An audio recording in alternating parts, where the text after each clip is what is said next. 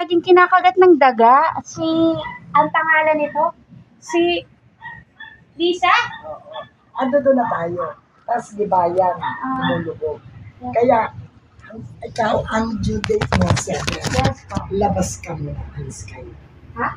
Alis kayo, papagawa. Kasi lilipat yung anak mo nag-aaral sa USD. Yung palpat pa kasi ang Ay, sayang naman. Isa ako nilipat. Hindi ba Ano? pwedeng Hindi ba pwedeng sa ibang room? ulok lang. Oo. Sa 7. Anyway, you still have 7 days. Kasi 21 pa lang. Hello. Maghanap ka. Kasi naman ako mahal na ganito ka, ganito ka budget na ay teka lang. 7 days. Marami yan. Kasi dadating yung karpintero niya, di ba ito, papalitan yung ilalim at tinahan na daw ng anay.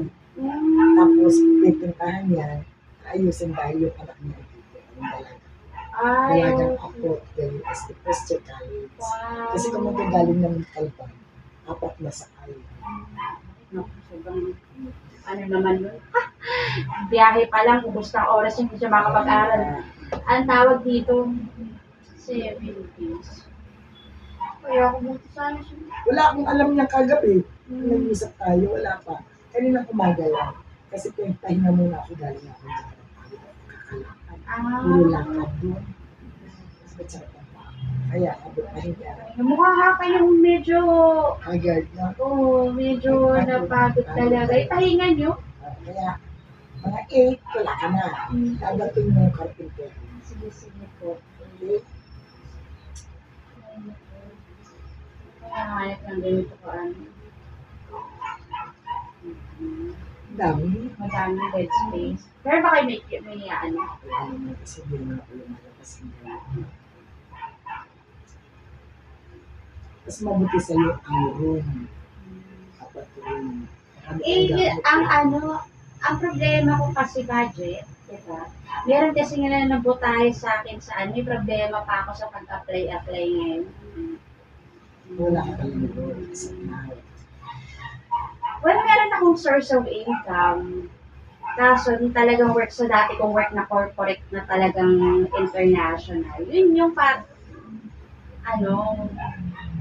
merong naiingit kasi sa akin. Tapos, hinaharang nilang mga application. Ni-report ko nga sila sa meron akong kita ni-report sa Dole.